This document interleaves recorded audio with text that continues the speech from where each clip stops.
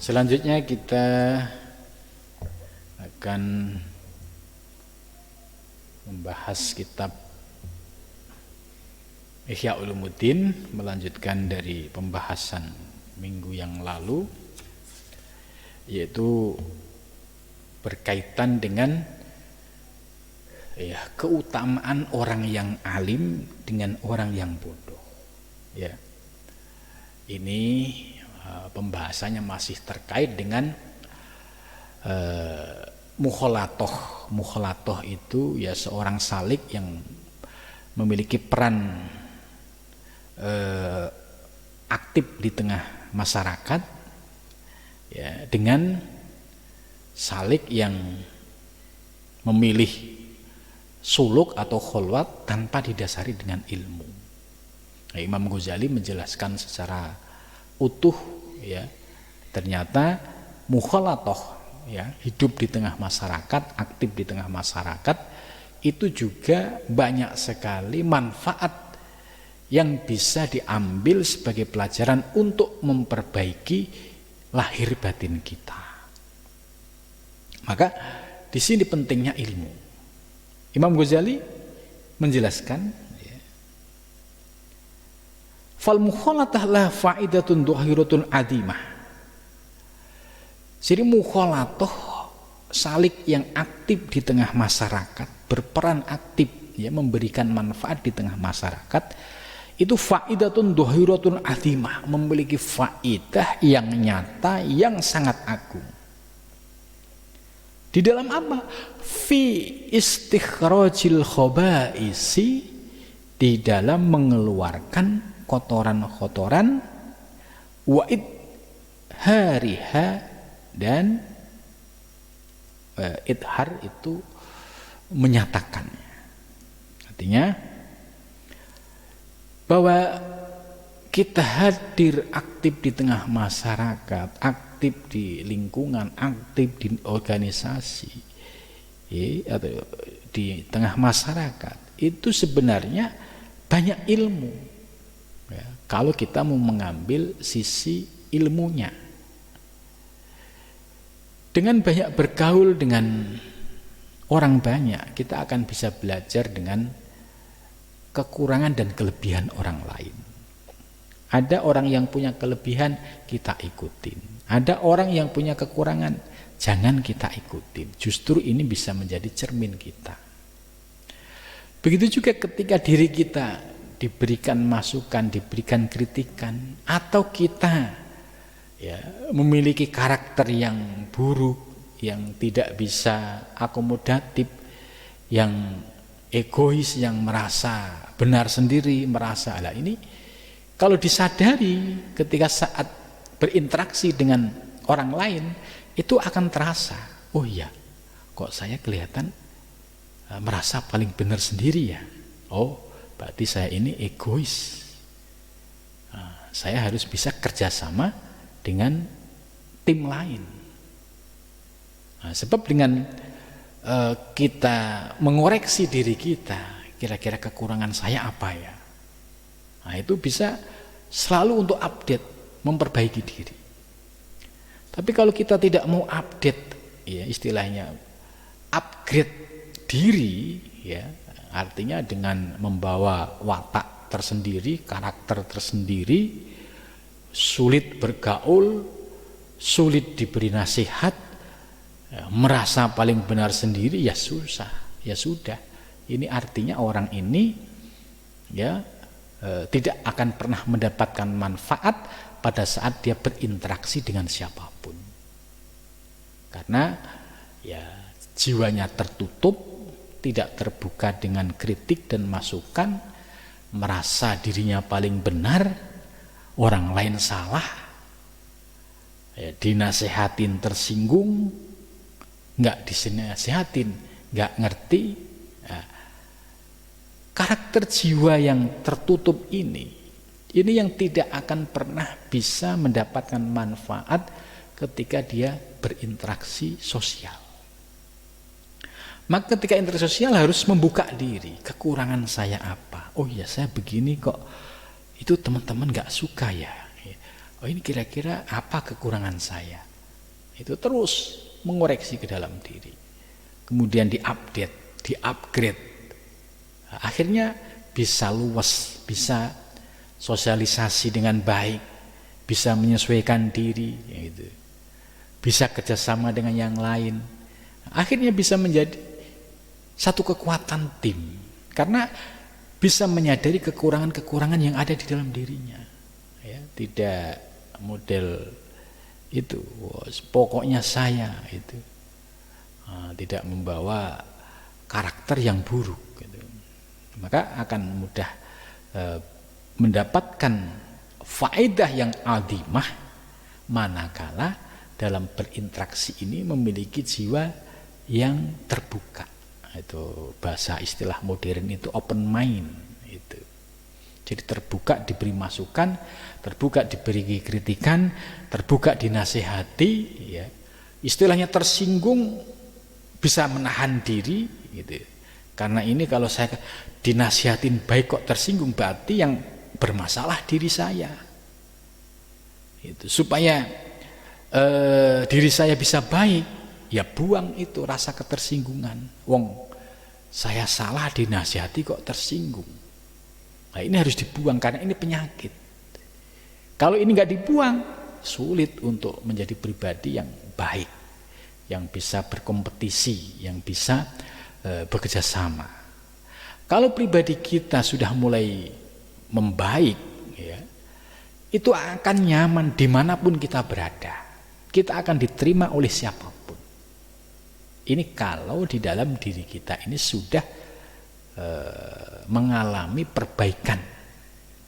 Tapi kalau diri kita ini ya tadi membawa watak, karakter yang tertutup, ya ini susah.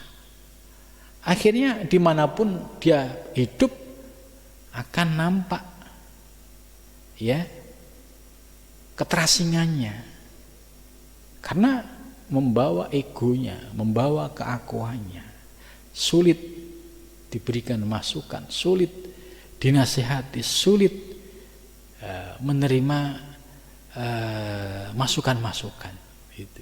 Ini yang dimaksud oleh Imam Ghazali, bahwa di mukhalatoh atau aktif di tengah masyarakat itu ternyata banyak ilmu untuk memperbaiki lahir batin kita. Dan ini lebih efektif dibandingkan dengan memilih kholwat misalkan. Dia ilmu nggak punya, ya hanya punya pemahaman, ya ini kalau saya nggak kholwat nggak bakalan bersih itu batin saya. Nah, dicoba dia kholwat, dicoba dia resign dari kantor, keluar. Setelah kholwat nggak mendapatkan apa-apa. Karena di dalam kholwat ini tidak ada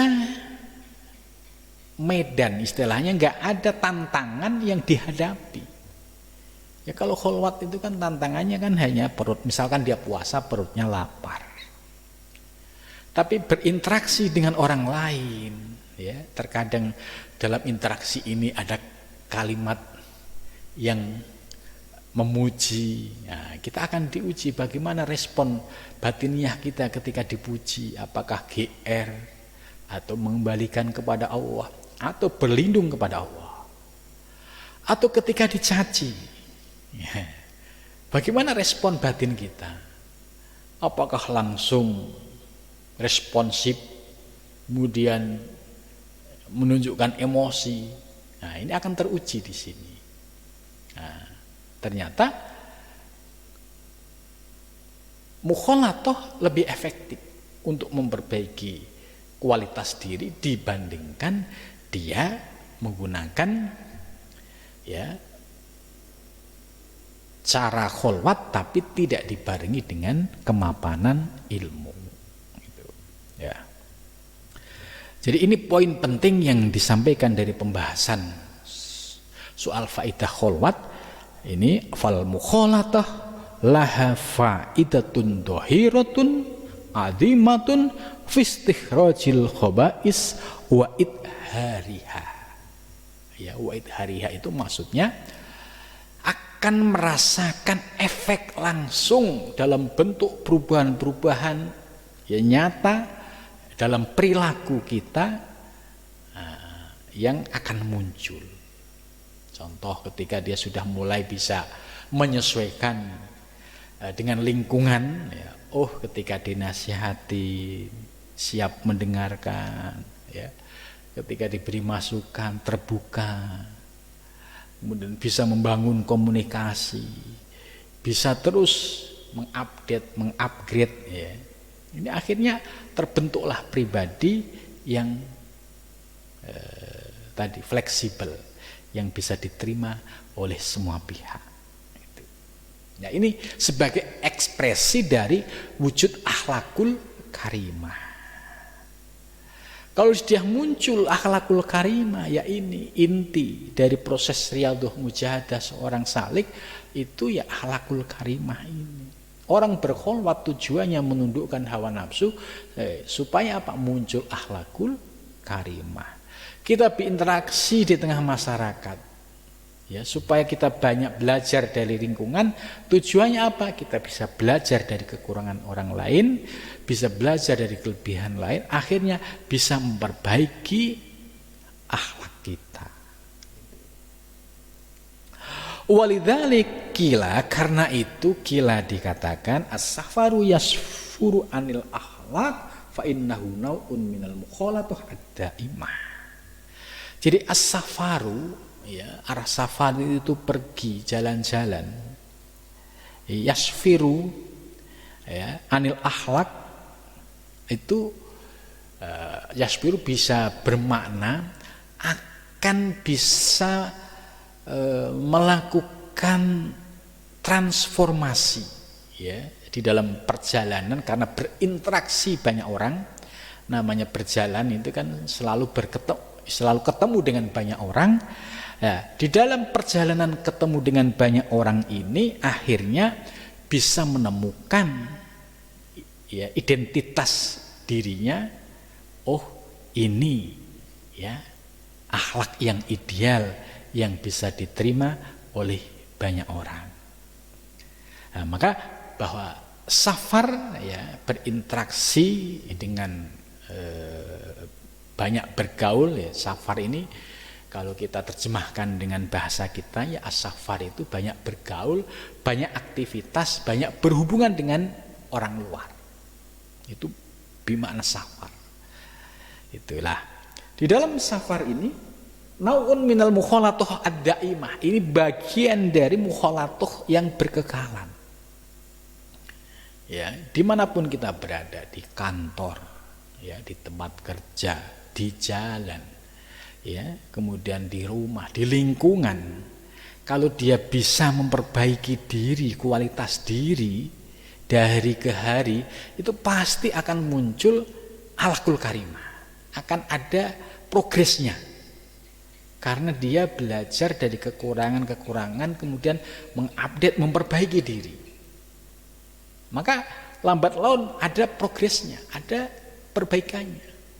Tapi kalau orang yang tidak mau mengupgrade diri, nggak mau terbuka, ya, dengan membawa watak tadi, tidak mau berubah, ya, dengan suluk atau dengan kholwat 10 tahun nggak akan pernah berubah. Gitu. Ini artinya bahwa perubahan akhlak itu, ya, ada usaha. Bukan ujuk-ujuk bisa berubah sendiri, tidak. Harus ada upaya lahir batin, kemauan untuk membuka diri, untuk memperbaiki diri. Tanpa itu sampai kapanpun tidak akan berubah. Itu, dan masih begitu-begitu saja. Ya, ketemu 5 tahun masih begitu, ketemu 7 tahun masih begitu, 10 tahun masih begitu, berapa tahun lagi masih begitu. Jadi nggak akan berubah. Nah, ini pentingnya, ya, kita ini, menurut saya konsep Al-Ghazali ini sangat, ya, praktis praktis ya, kalau diikutin praktis dan itu memiliki efek perubahan yang nyata. Itu. Jadi nggak bisa memperbaiki akhlak hanya sekedar dengan zikir ya, dengan misalkan lainnya, tanpa ada kemauan untuk melihat dirinya, kekurangan dirinya, kemudian ada kemauan berubah, memperbaiki diri. Itu. Kalau nggak ada itu sulit untuk bisa berubah. Itu. Wasatati gawailun hadhil ma'ani wadaqo ikiha fi rubil muqad. Nah, terkait dengan masalah ini nanti akan dibahas ya, bahkan kedalamannya, dakoiknya itu dalam seperempat al-muhlikah, seperempat pembahasan pada seperempat terkait dengan al-muhlikah. Al-muhlikah itu sifat-sifat negatif yang destruktif. Jadi sifat negatif yang destruktif itu al-muhlikah. Fa inna bil jahli biha, ya, sebab dengan kebodohan ya, yuhbitul amal al kasir, dengan kebodohan itu dapat meruntuhkan amal yang banyak.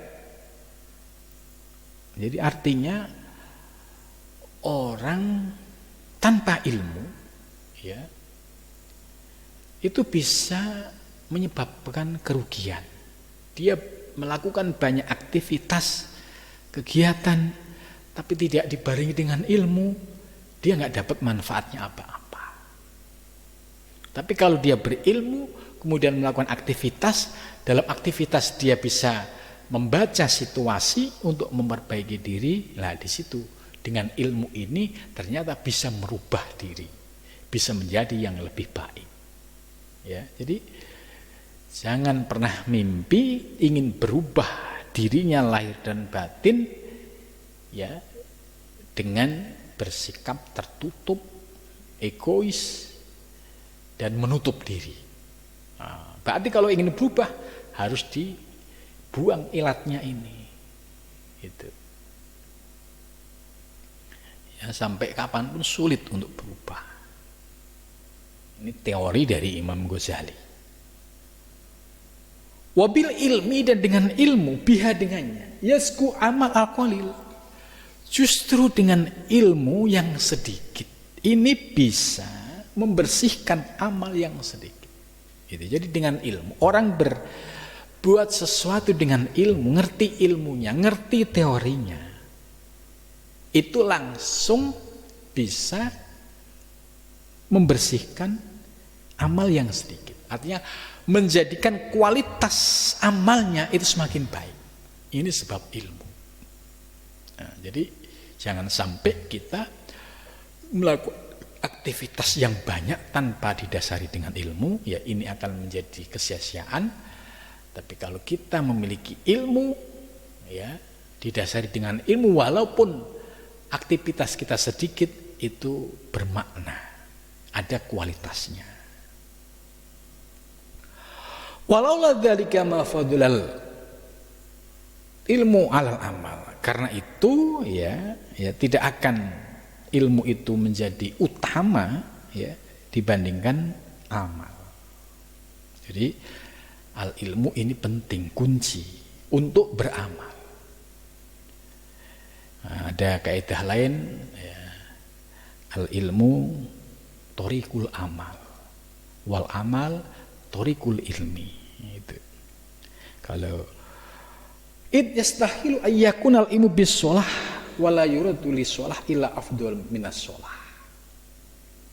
Ini penjelasan berikutnya.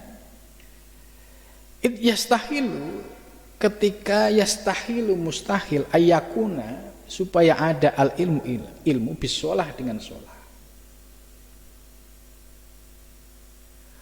Wala yuradu lis sholah ila afdola minas sholah.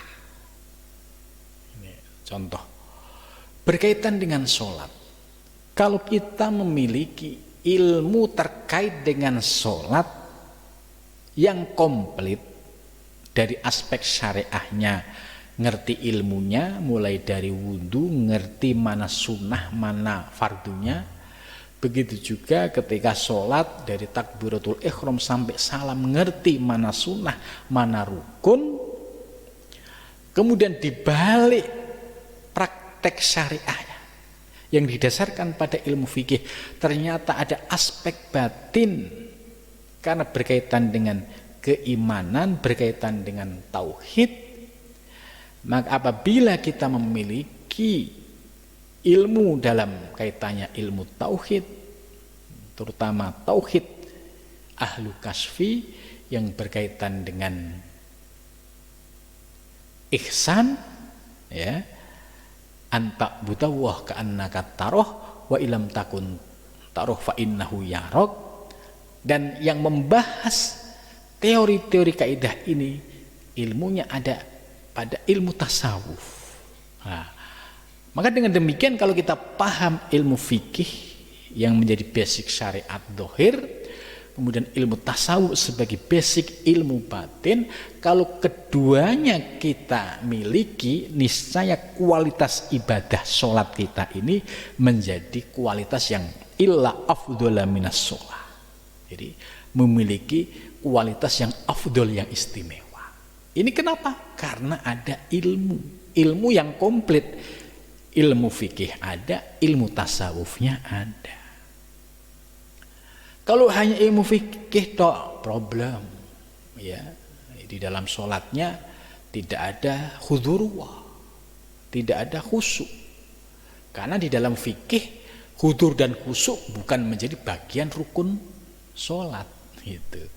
Jadi sholatnya fikih ya sudah, takbir salam selesai.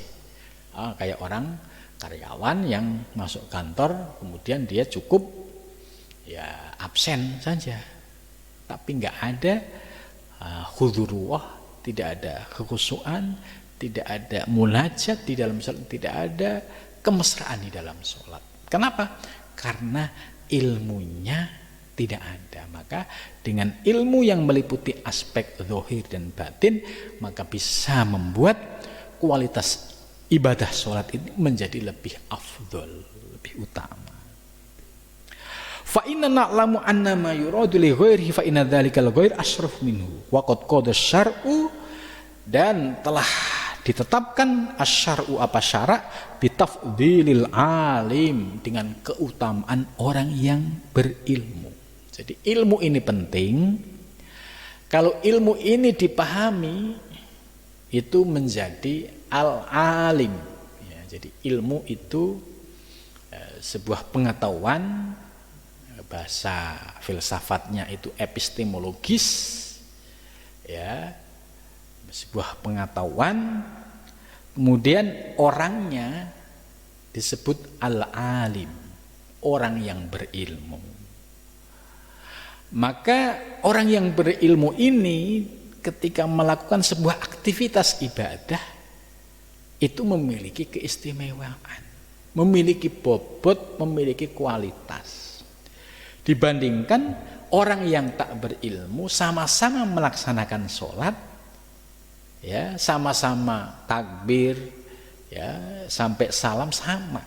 Tapi yang satu paham ilmu, yang satu tidak paham ilmu, maka kualitasnya pun beda di sisi Allah Subhanahu wa ta'ala. Maka orang yang berilmu ini lebih istimewa alal abid, atas seorang hamba. Kata qala, sehingga bersabda siapa Rasulullah sallallahu alaihi wasallam, fadlul alim, keutamaan orang yang berilmu, alal abid, atas seorang hamba itu. Jadi al-alim, ya, itu orang-orang yang terus mau belajar, mengupgrade, ya, jangan baru tahu sedikit terus sombong nggak mau ngaji, baru tahu dikit ya merasa paling hebat. Ya, ini harus dihilangkan penyakit ini. Harus jangan pernah berhenti mencari ilmu. Itu sebab suatu saat ilmu yang kita pelajari setelah kita bisa mengamalkan, nanti bisa diamalkan untuk orang lain. Bisa disampaikan kepada orang lain. Nah, orang yang berilmu ini memiliki keistimewaan dibandingkan dengan seorang hamba yang tidak memiliki ilmu. Kafadli ala adnar rajulin min askafi. Kafadli seperti keutamaanku ala adnar rajulin atas laki-laki yang paling rendah min ashabi dari sahabatku. Jadi bisa dibayangkan seorang nabi yang memiliki keistimewaan, yang memiliki akhlakul karimah, yang memiliki spiritual yang sangat agung ya, dengan seorang laki-laki pada zaman nabi dia hidup yang istilahnya kelasnya itu ya kelas yang paling rendah, yang tidak punya berilmu. Ini ibarat perumpamaan orang yang alim dengan orang yang abid. Ya, tentu maksud hadis ini ya memiliki makna yang sama ya ketika kita hidup di zaman sekarang ini. Ya, carilah seorang yang alim, ya, orang yang ahli ilmu, apalagi ilmunya itu ilmu yang komplit. Yang ilmu syariat iya, ilmu torekoh iya, ilmu hakikat iya, ilmu mahrifah iya. Ini benar-benar al-alim ar-rubbani, komplit ilmunya. Maka kalau kita ya bisa belajar dengan orang-orang yang memiliki ya karakter ilmu yang demikian tadi, ya, ini tentu memiliki keistimewaan. Ya, kita tidak salah pilih. Ya, kita berguru dengan orang yang memiliki keahlian dalam bidangnya. Sehingga tidak akan mungkin muncul penyesatan.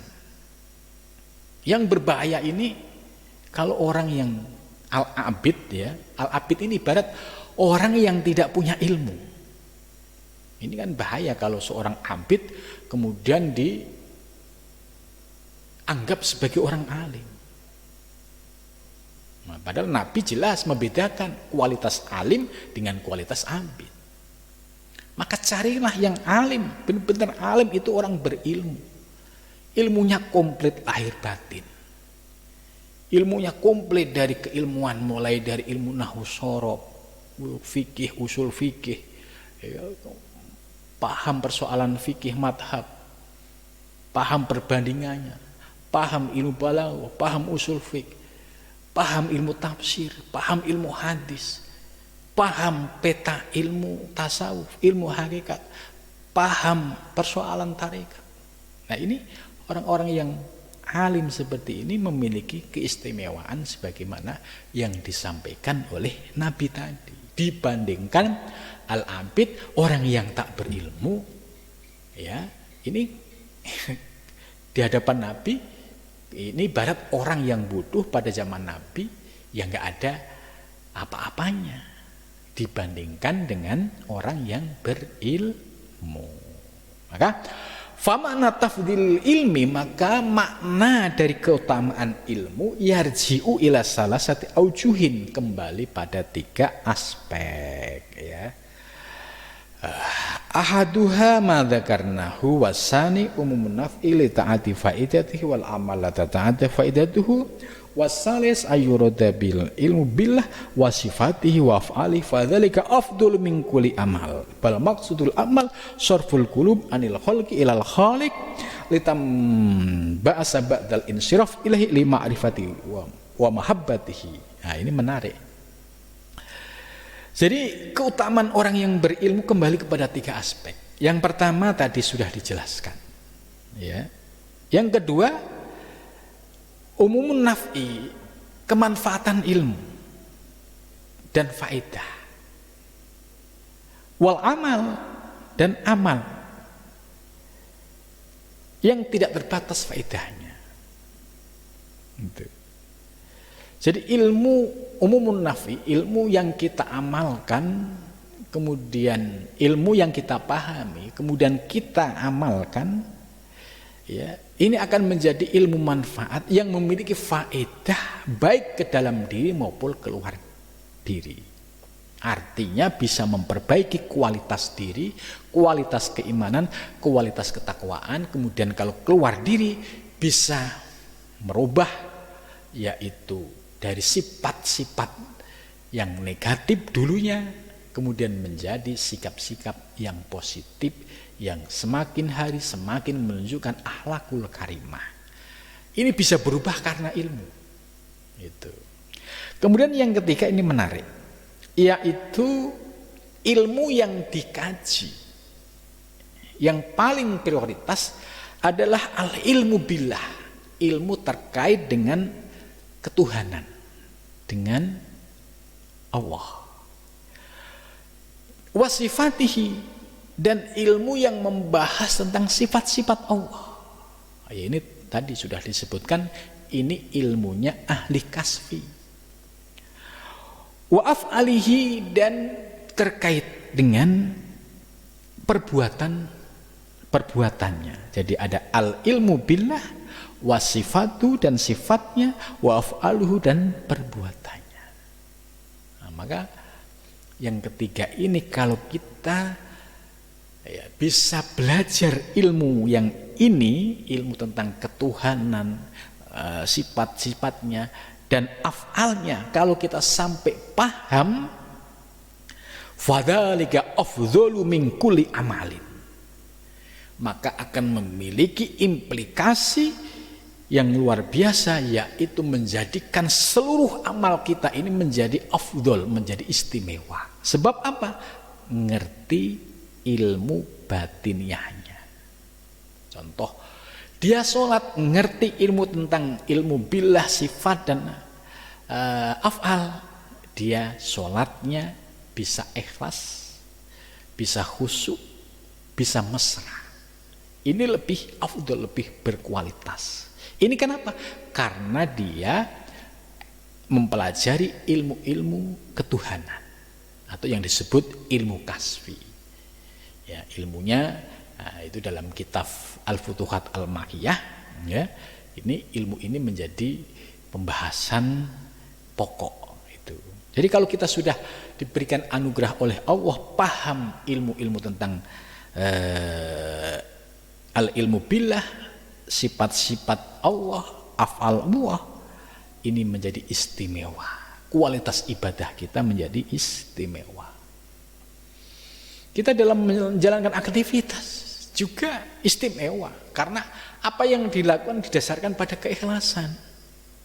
Walaupun dia hanya menolong seseorang, tapi dasarnya ikhlas, nggak berharap apapun dari makhluk. Walaupun dia hanya sekedar meminggirkan batu, karena dia sudah paham ilmu, dilakukan secara ikhlas. Berbeda dengan orang yang tidak paham ilmu ketuhanan ini, sholatnya masih riya, ya kan? Kemudian dia nolong orang, kalau nggak ada yang lihat, nggak ada semangat. Membantu orang, kalau nggak ditulis, nggak semangat.